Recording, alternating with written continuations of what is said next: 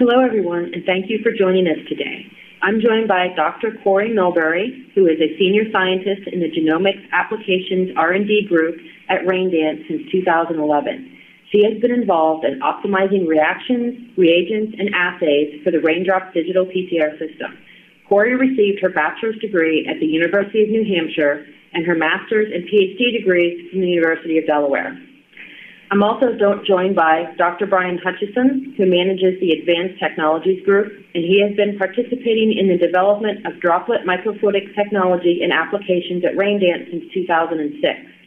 He and his team focus on integration of consumables and reagents with instrumentation and data analysis to enable digital PCR and sequence enrichment applications.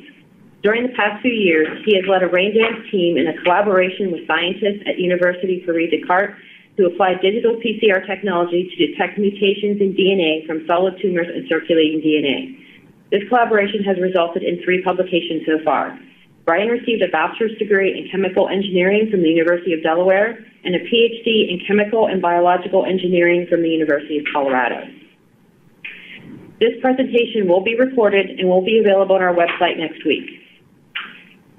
RainDance Technologies enables groundbreaking research with an innovative product portfolio to study cell-based and cell-free biomarkers for disease risk predisposition, initial detection, pathology, and residual disease. We offer a complete line of products built on our digital droplet PCR platform that helps simplify complex genomics. RainDance technology products are for research use only and not intended for diagnostic procedures. Our products include the Thunderstorm system and the recently launched Thunderbolt Cancer Panel. Today, Dr. Hutchinson and Dr. Milbury will be discussing some of the advantages found in our RainDrop system, which is an ultra-sensitive digital PCR system for research of early detection and monitoring of cancer, viruses, pathogens, and immune markers. I'll now turn it over to Dr. Hutchinson.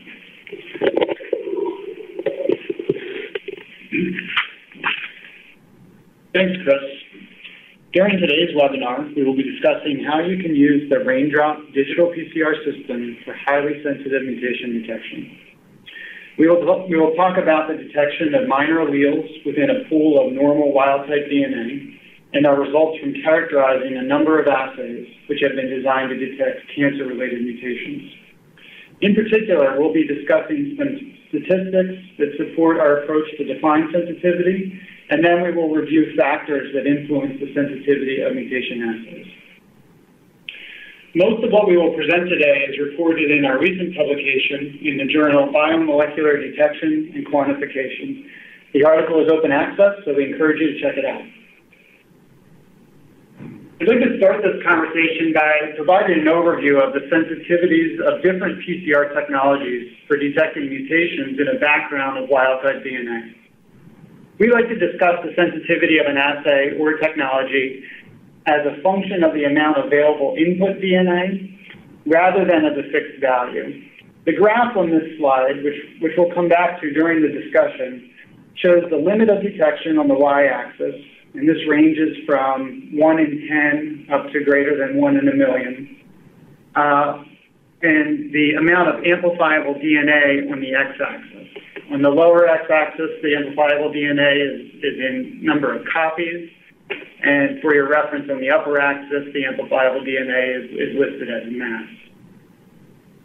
So qPCR technology and chemistry is generally used for detection of mutations in the range of 1 to 10%, though there are specific chemistries that will enable detection of mutations with a limit of detection as low as 1 in 1,000.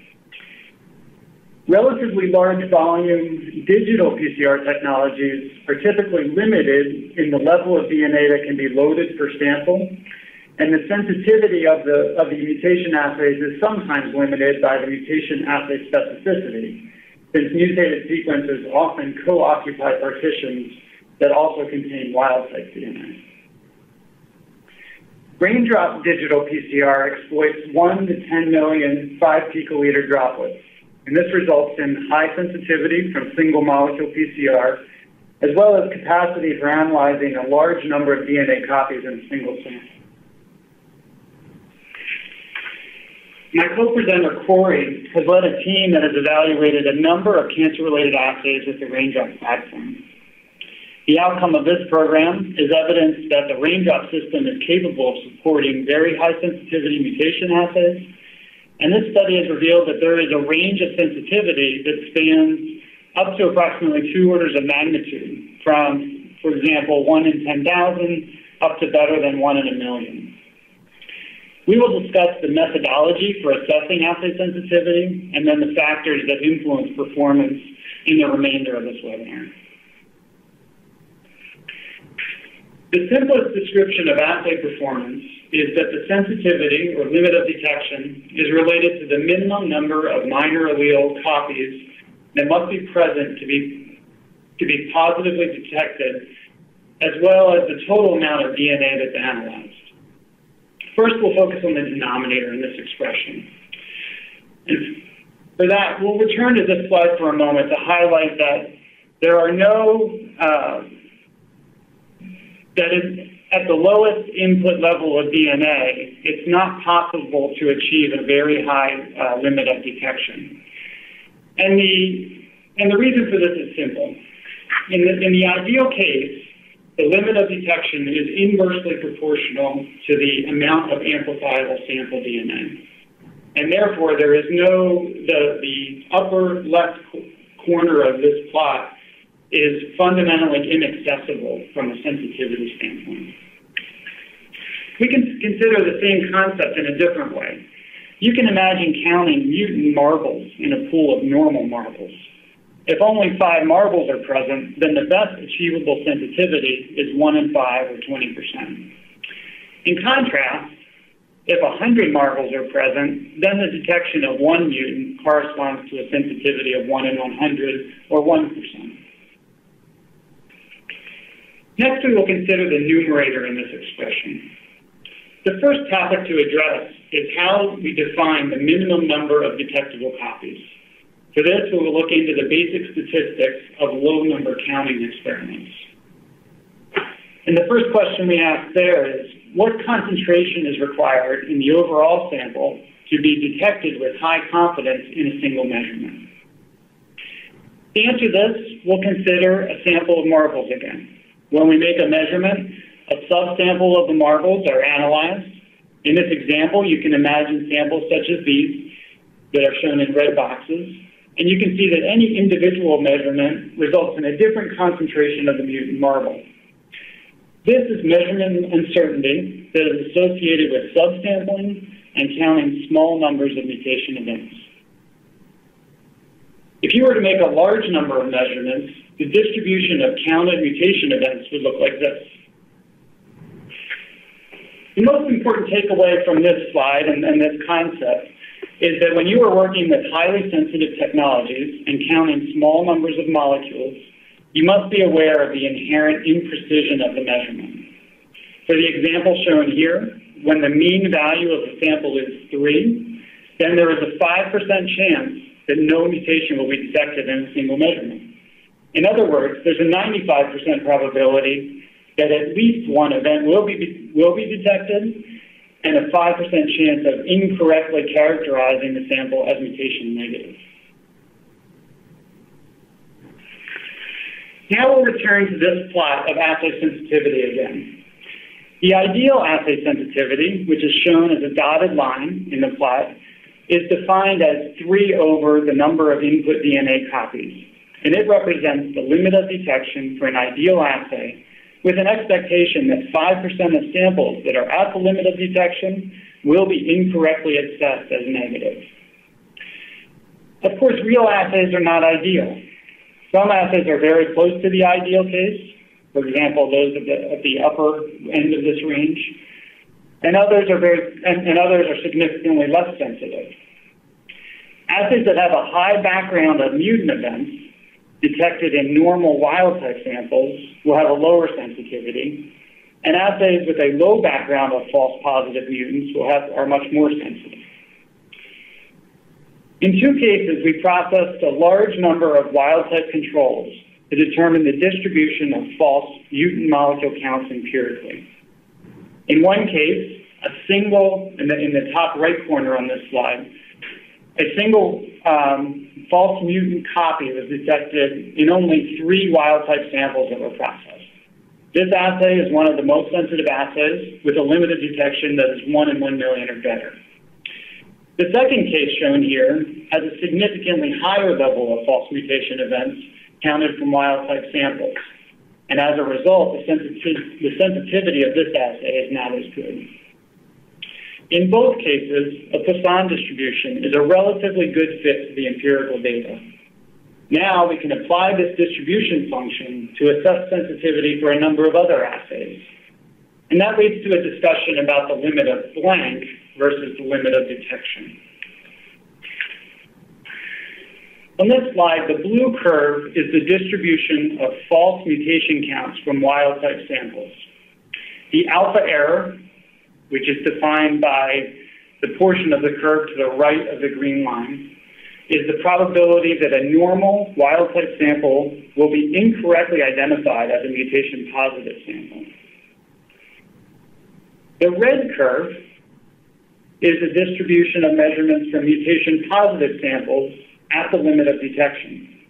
Here, like the ideal case we discussed earlier, the beta error is the probability that a sample with a true value at the limit of detection will be misclassified as a normal sample because a measurement is actually less than the limit of blank. For your reference in the future, we have provided the definitions of limited blank and limited detection on this slide. The limit of blank is the threshold for a measurement that must be exceeded for a sample to be called positive. And the limit of detection is the minimum concentration of a minor allele in an overall sample that is detectable with prescribed false positive and false negative rates. For the remainder of this presentation, we'll be referring to limit of detection to describe the sensitivity of assays.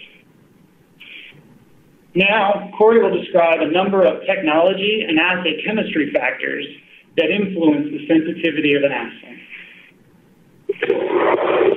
Thanks, Brian. So, as we return back to this idea that there are a number of factors that influence the minimum number of detectable copies, we'll look outside at outside the statistical baseline performance of an assay and consider each one of these factors individually. In particular, noise on the cluster plot, cluster separation, and biological error can impact the limit of detection and should be considered when calculating out your assay's performance. We will first discuss the impact of noise on your GPCR cluster plot. So to begin, I just want to introduce you to the layout of an assay and what it looks like when it's run on the RainDrop Digital PCR System. For assays that are designed to detect single nucleotide variants, such as cancer mutations, we normally use a duplex approach. Each assay is composed of 2 probes, one that will typically detect wild-type alleles, and the other one that will detect mutant alleles. We usually label our mutant probes with a FAM probe, with a FAM dye, which you can see that falls on the x-axis. And we label our wild-type probes with VIC, or VIC alternatives, such as PET, which you can see on the y-axis. It's important to note that all of our drops should contain DNA. However, only a small portion should contain an amplifiable molecule of your target region. Because of this, and because of the number of drops that we create, we are achieving true single molecule analysis. There will, of course, be a very small fraction of drops that will contain 2 DNA molecules. In cases where there are both wild-type and mutant DNA molecules present, you can see a small dual occupancy cluster. Every technology and assay has a baseline level of noise that we should be identifying. In qPCR, for example, the baseline and the threshold of every sample is calculated. In digital PCR, we can visibly see that background as noise on our cluster plot, and we just need to account for it when we calculate out the LOD. In these figures, we present 2 wild-type only samples. You can see them, the plot on the left is fairly clean. And then if you look at the mutant gate, there aren't any positive drops in the mutant cluster, as expected. But the plot on the right has a large degree of scattered noise. When your sample reagents are handled correctly and your assay quality is good, the technological noise is extremely low. We see this in the plot on the left, and also in those assays that Brian referred to earlier, such as EGFR 858, it has a very good LOD. However, for a plot like the one on the right, where we end up seeing these false positive counts. The mutant gate in the mutant gate because of the high degree of scatter. These 5 drops and others that are counted in a wild type only sample will be used to establish the LOD. In these plots, in particular, we're presenting the EGFR exon 19 deletion assay, which is actually demonstrated an LOD of 1 in 1.5 million. So there are many reagents that we have tested in our RainDrop Digital PCR system. We are an open source platform, so you can use the reagents of your choice. But there are a few reagents in particular that we recommend in order to achieve the optimal performance of your assay. The only required reagent is our drop stabilizer. In our hands, the Life Technologies genotyping master mix has demonstrated the optimal performance with the least amount of background noise. For single nucleotide assays, such as the cancer assays we present today, we recommend that you use hydrolysis probes, specifically Tacman MGB probes or IDP LNA probes. We will talk about probe selection in further detail later on in the talk, but with regard to noise, it's important to properly handle your probes and specifically avoid degradation. When it comes to preparation of your samples, we highly recommend that you use proper DNA controls. Your controls should be free of residual contaminants such as detergents or ethanol. And your controls may be plasmids or synthetic gene fragments, or they may be sheared genomic or cell line DNA. Regardless, we do encourage you to use controls that perform comparably to the samples that you will accept. When you are preparing these controls, it's important to shear and quantify your DNA properly and to keep your samples clear of debris and particulate material. DNA can be run unsheared, but the emulsion generation can be compromised if the DNA concentration is too high. So it is important to quantify your samples well. If you're running sheared DNA, and if the shearing uniformity is poor, the DNA can interfere with emulsion generation as well and may compromise the stability. Another consideration is the handling of your emulsified samples. Evaporation and condensation through thermocycling, as well as excessive static discharge from those lovely lab coats that we often wear, can easily result in destabilizing the emulsion. When the emulsion stability is compromised, you will often see an elevated amount of background noise on your 2D plots, much like we saw on that last slide on the right-hand side. With proper handling and good reagents, though, we have routinely demonstrated extremely sensitive assays that can achieve LODs in the millions. So while we know that there are several causes of noise that can contribute to false positives within your target gate, there are ways that we can actually reduce this impact. One strategy is to use gating to reduce the impact of noise.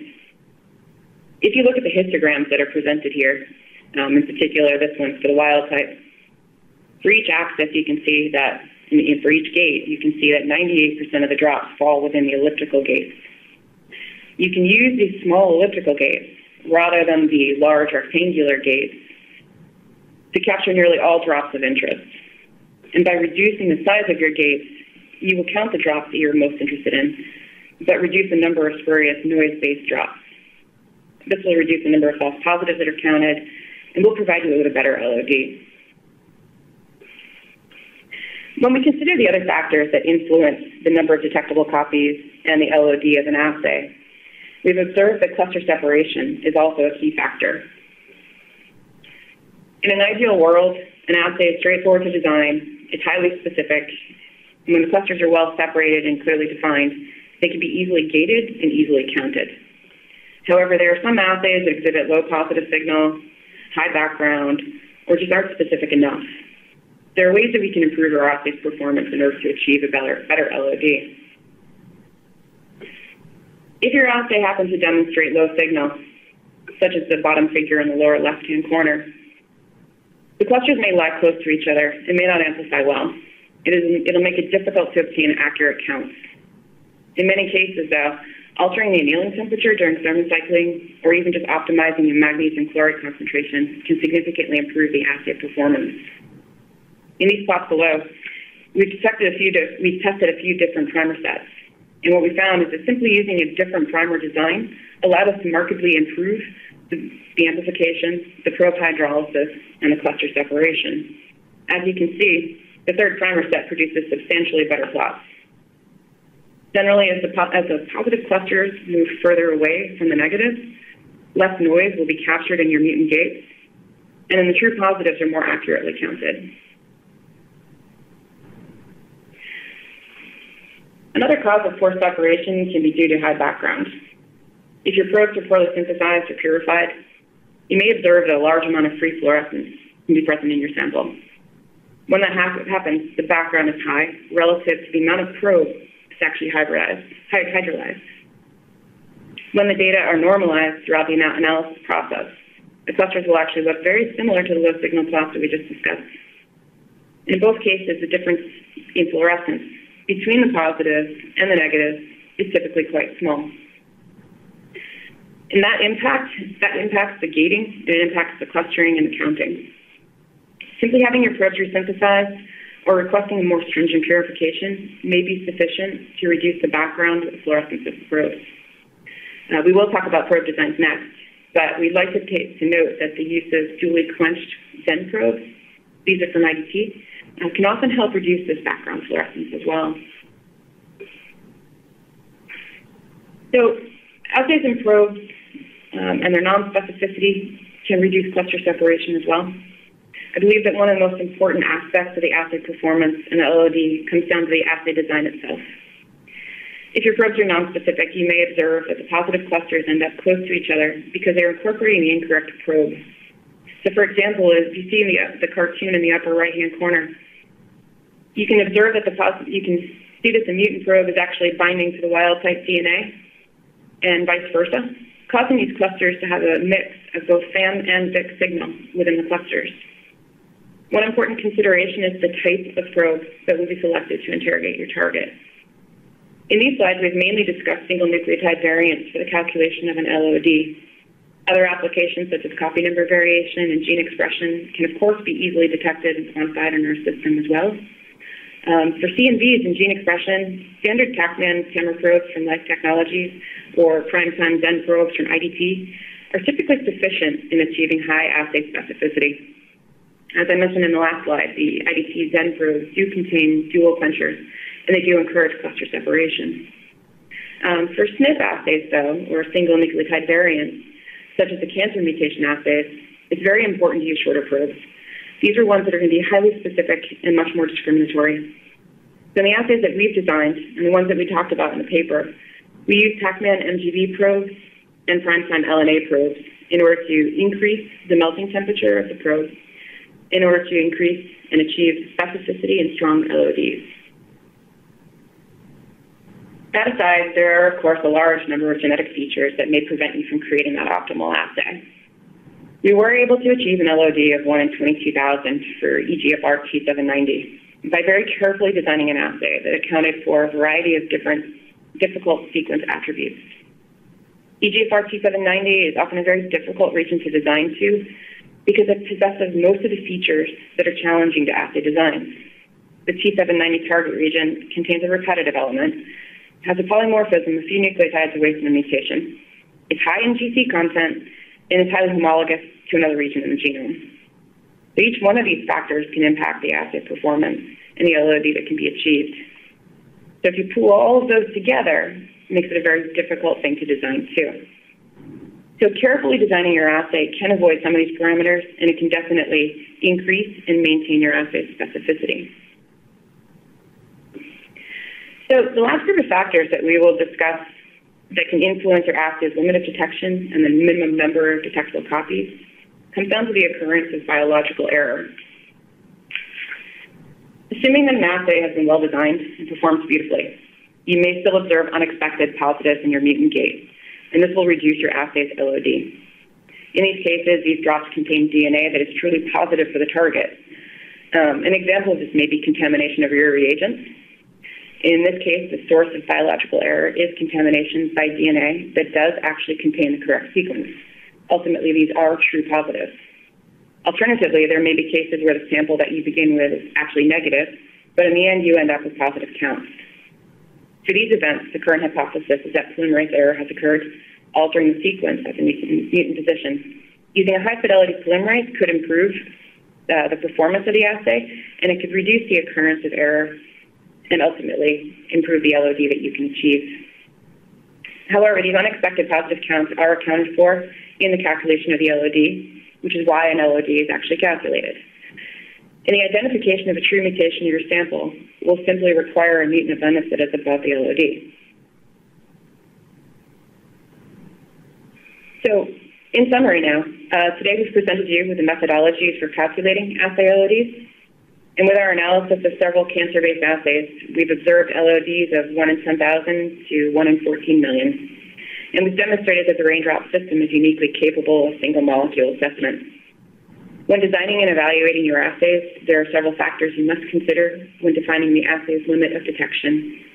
The LOD is largely driven by the amount of DNA that's being assessed, the quality and specificity of the assay design, and the number of false positives that are observed within your control samples. So in closing, we hope to take some time to check out our latest publication, but we can definitely answer any questions that you may have now. So thank you for your attention.